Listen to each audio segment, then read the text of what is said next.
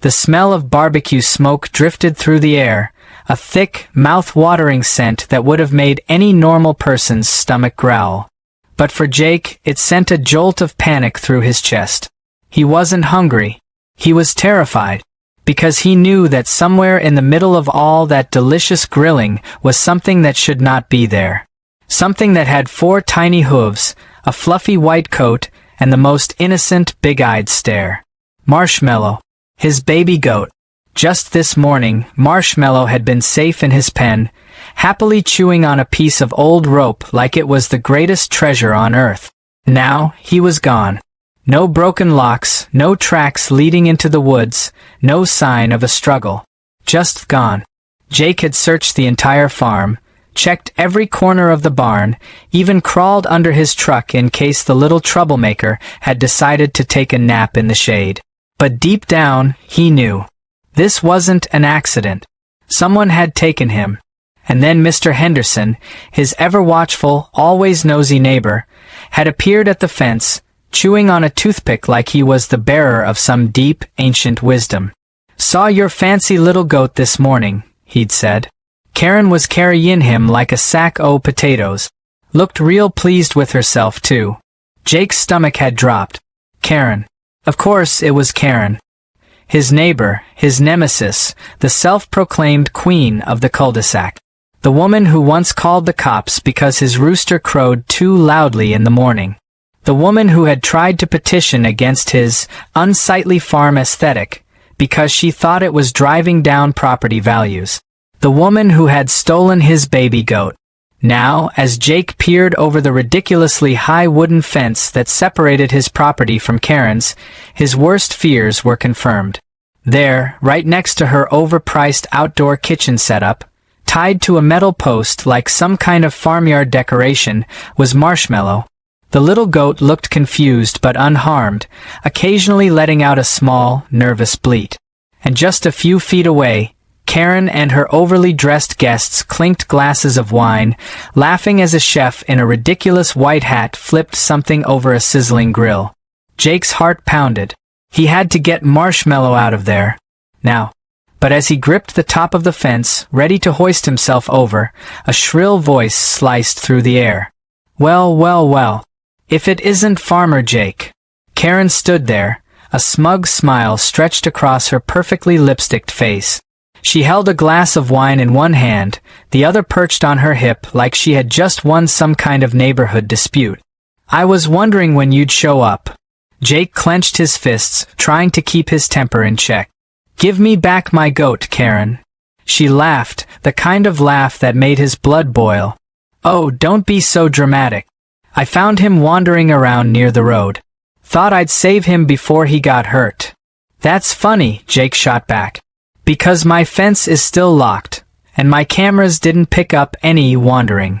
Karen waved a dismissive hand. "Technicalities. Anyway, you should be grateful. We're throwing a beautiful little barbecue, and I figured he'd make a wonderful addition."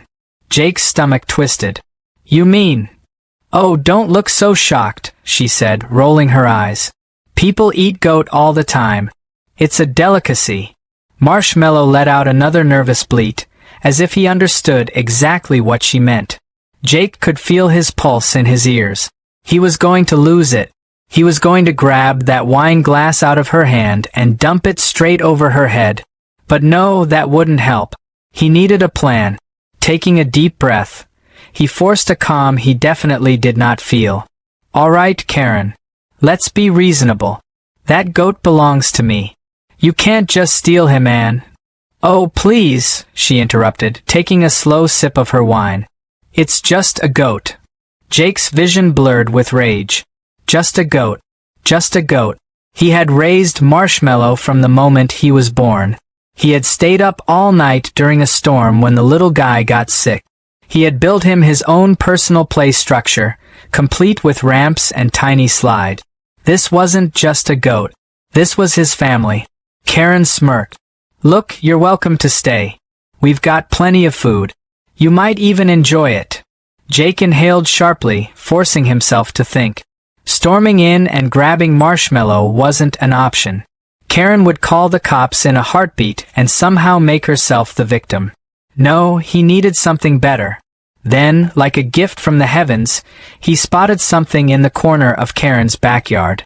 A decorative sign perched on a table, proudly displaying a QR code. Follow my exclusive barbecue experience on social media. Jake's mind started spinning. Karen loved attention. She lived for it. If he played his cards right, he could use that against her. He took a step back, forcing a slow smirk onto his face. You know what, Karen? You're right. Maybe I am overreacting. Her eyes narrowed. Oh, yeah, he said, crossing his arms. I mean, if this is such a high-class event, I should be honored that my goat is the star of the show. I bet your online followers would love to see this. Karen's smirk widened. Obviously. I have some very important people watching. Perfect. That was exactly what he needed to hear. Well then, Jake said, pulling out his phone, let's make sure everyone sees it. He scanned the QR code, quickly finding her livestream. As expected, she was bragging about her fresh, organic, locally sourced meal. The chat was full of comments, people asking about the food, the setting, the recipes. Jake didn't hesitate. He took a screenshot of Marshmallow, still tied up, and uploaded it to every local group he could find. Breaking. Karen from Maple Street stole my baby goat and is about to cook him live on camera. Somebody stop this madness. Then, he pulled up his contacts and made 2 quick calls. The first? To a local animal rights group that took issues like this very, very seriously. The second? To the cop. Because, unlike Karen, he actually had proof of theft. Karen was still obliviously gloating when he put his phone away. You know, I think this is going to be your most popular barbecue yet, Jake said, barely containing his grin. Because in exactly 10 minutes, this entire party was about to explode. Karen had no idea what was coming. As she sipped her wine, blissfully unaware of the chaos that was about to unfold, Jake leaned against the fence, watching everything like a man who had just set the world's most satisfying trap. The live stream was still running, and within minutes, the comments section was on fire. Messages flooded in, ranging from confused onlookers wondering if this was a joke to full-blown outrage from animal lovers who were already tagging authorities. But Jake wasn't going to leave everything to chance. He needed to make sure this disaster hit Karen in the most spectacular way possible. That was where Lisa and Timmy came in. Lisa, his childhood best friend and an expert in stirring up trouble when necessary, had already been briefed. She was currently marching up Karen's driveway, holding a tray of what she called organic artisan lemonade. But what Jake knew was actually the most disgusting, sour, undrinkable liquid she could create. Her job was to distract Karen just long enough for Jake to get into the yard. Meanwhile, Timmy, Lisa's 12-year-old menace of a brother, was positioned behind a row of bushes, armed with a slingshot and a bag of marshmallows, because if anyone was going to defend a goat named Marshmallow, it might as well be literal marshmallows. His mission was simple: cause chaos. The moment Lisa rang the doorbell, Jake slipped through the side gate, careful to stay low. Karen's guests were too busy mingling to notice him. Marshmallow was still tied up, looking utterly unimpressed with the entire situation. Jake crept toward him, whispering, "All right, buddy, let's get you out of here before you become someone's main course." Then, right on cue, Lisa's voice rang out from the front. "Good evening, everyone. Would you like to try some hand-squeezed, ethically sourced, farm-fresh lemonade?" Karen, who had been in the middle of bragging about her party's exclusivity, turned around with an irritated sigh. "Ugh, are you seriously selling drinks right now?" Lisa beamed, completely unfazed. "Oh, absolutely. And let me tell you, it's so exclusive, only the most refined palates will appreciate it." Karen, whose entire personality revolved around being considered refined, sniffed. "I suppose I could try a sip." Lisa handed her a cup with an innocent smile. The second the liquid hit Karen's tongue, she made a sound that could only be described as a dying cat attempting opera. She spat it out all over her expensive outdoor furniture, clutching her throat. "What is this? Are you trying to poison me?" Lisa gasped in mock horror. "Oh no. That was my extra bold bat. You must have a very sensitive palate."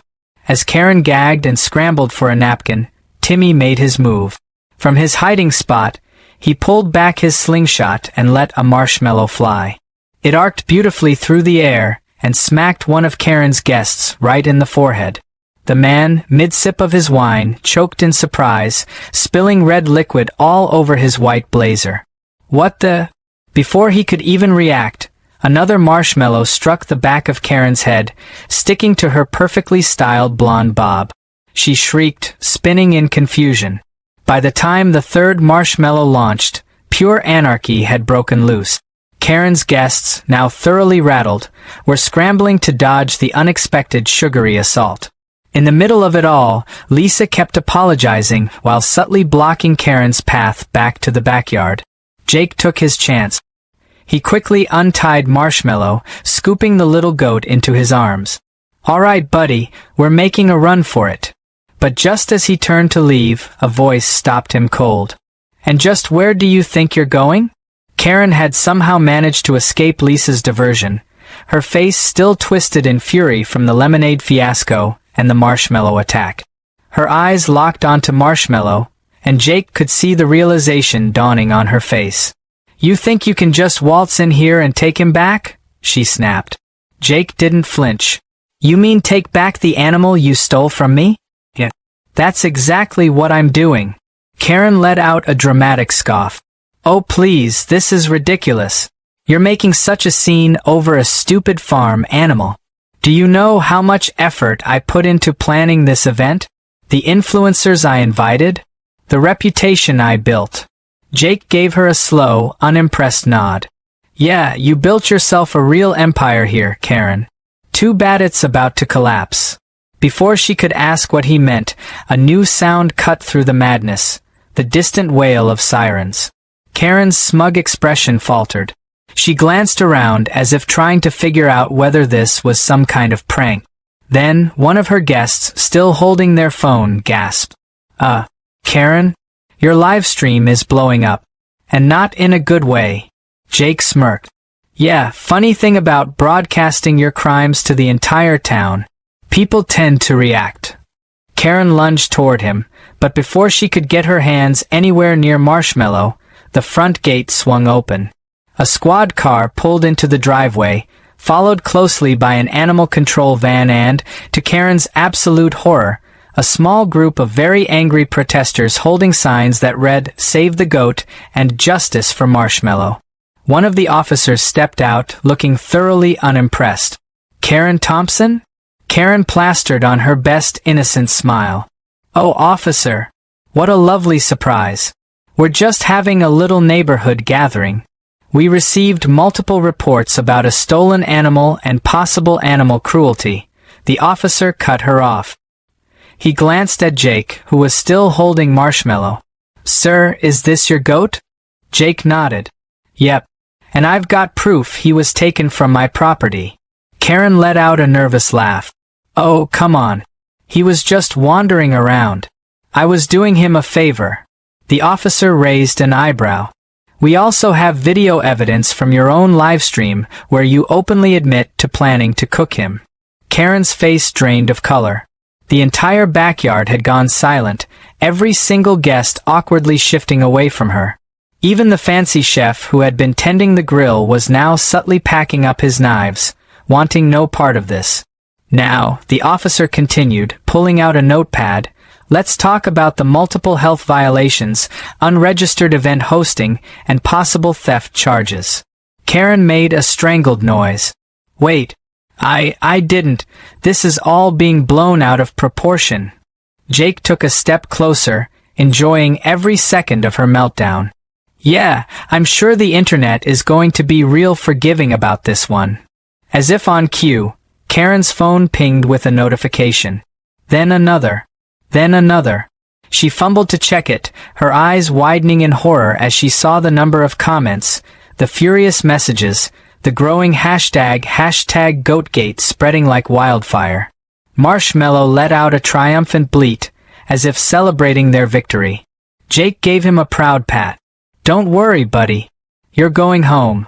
And as Karen's perfect, carefully curated world collapsed around her, Jake couldn't help but think revenge had never tasted sweeter. Karen stood frozen in the middle of her backyard, gripping her phone like it was the only thing keeping her upright. Her face was a fascinating mix of disbelief, horror, and rage as she scrolled through the tidal wave of comments flooding her live stream. Each notification chipped away at her carefully curated social image, exposing her as the town villain in real time. The elegant, high-class atmosphere of her barbecue had crumbled into a disaster zone of chaos, sirens, and angry voices. Jake didn't even try to hide his amusement. He stood off to the side, Marshmallow nestled safely in his arms, watching as the destruction unfolded.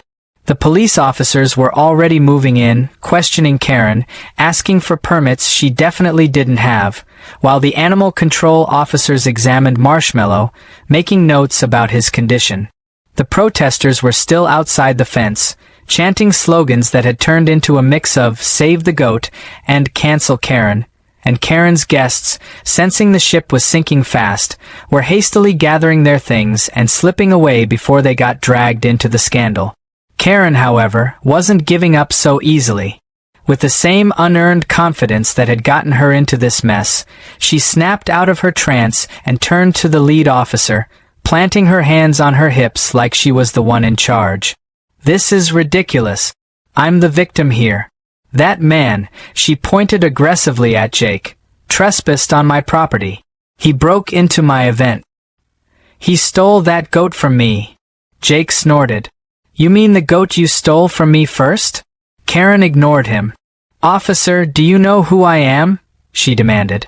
"I have connections. Important ones. Do you really want to ruin a perfectly wonderful evening over a misunderstanding?" The officer, who looked like he had exactly zero patience for her nonsense, slowly raised an eyebrow. "Ma'am, I don't think you understand the situation you're in." He motioned to the animal control officer beside him. "We have enough evidence to charge you with theft, animal cruelty, and multiple health and safety violations. And that's before we even get into the livestream footage where you openly admitted to planning to cook a stolen pet." Karen's mouth opened and closed like a fish gasping for air. That was taken out of context. One of the officers let out a dry chuckle. "The video where you literally said, 'This is going to be the best fresh farm-to-table meal ever'? That context." Her face flushed bright red. I was joking. Obviously. No one was actually going to eat the goat. It was all for show." Jake gave Marshmallow a scratch behind the ears. "Well, that's funny, because I distinctly remember you telling me I should be honored that he was going to be the star of the meal." Karen's frustration boiled over, and she turned on Jake, seething. "You think you're so clever, don't you?" Jake grinned. "Not really. But I don't need to be when you're doing all the work for me." Karen let out a sharp breath, clearly trying to compose herself. She glanced around at the remaining guests, looking for support, but they were all suddenly very interested in their phones, avoiding eye contact. Even the chef who had been manning the grill was now nowhere to be seen, probably deciding that his career wasn't worth being associated with whatever this disaster had turned into. One of the officers finally sighed and pulled out a small notepad. "All right, Karen Thompson, as of now, we are issuing citations for unlawful animal possession, failure to obtain proper permits for food preparation, and hosting an unregistered public event." Karen stiffened. "Citations. For now," the officer continued. "But considering the overwhelming video evidence, you should probably expect a visit from a judge real soon." Karen's expression flickered with panic, but she still wasn't backing down. "I'll fight this. I have lawyers. I have connections. This whole thing is being blown out of proportion." Lisa, who had been casually sipping a soda by the fence, chimed in cheerfully. "Yeah, well, I don't think the internet agrees with you." Karen whipped her head toward her, glaring. What are you talking about? Lisa held up her phone. Hashtag Goatgate is trending. You're already at 20,000 views. Oh, and someone turned your meltdown into a meme. She turned the screen toward Karen, where a screenshot of her shouting, "It's just a goat," had been captioned with, "When you try to barbecue the wrong pet." Jake couldn't help it. He laughed. Karen's face burned with fury. This isn't over. Jake gave her a slow, almost pitying smile. Oh, Karen. It really is. As if to prove his point, the cops handed her a folder full of citations and turned back toward their vehicles. The animal control officers, satisfied that Marshmallow was unharmed, gave Jake a nod of approval before packing up as well. The protesters, now that their mission was a success, began taking victory selfies in front of Karen's gate, celebrating their small but mighty triumph. Karen, meanwhile, stood completely still in the middle of the backyard, surrounded by the wreckage of what was supposed to be her perfect event. The once pristine white tablecloths were stained with spilled wine, marshmallows littered the ground like tiny sugary landmines, and her carefully curated social status was going up in flames faster than the fire in her abandoned grill. Jake adjusted Marshmallow in his arms and gave Karen a final nod. Good luck cleaning this up. With that, he turned on his heel and walked toward the gate. Lisa and Timmy followed, Timmy casually tossing one last marshmallow over his shoulder like a final parting shot. As soon as they stepped back onto Jake's property, Lisa let out a victorious cheer. That was beautiful. I mean, honestly, better than I even imagined. Jake exhaled, finally letting the tension in his shoulders ease. He set Marshmallow down, and the little goat immediately began bouncing around happily, blissfully unaware of how close he had come to disaster. Lisa nudged Jake. So, how does it feel to have completely ruined Karen's social life in one night? Jake scratched his chin thoughtfully. You know, I think I could get used to this whole hero thing. Timmy grinned. Marshmallow's the real hero. We should get him his own Instagram. Jake smirked. You know what? That's actually not a bad idea. Lisa laughed. Oh, she's going to lose her mind if your goat ends up being more famous than she is. Jake glanced back at Karen's yard, where she was still standing, motionless, staring at her phone as the full weight of her downfall settled in. Yeah, he said with a satisfied nod. I think that's a risk I'm willing to take. Marshmallow let out one last triumphant bleat, and with that, Jake led his little crew back toward the barn, leaving Karen to deal with the ruins of her disastrous evening.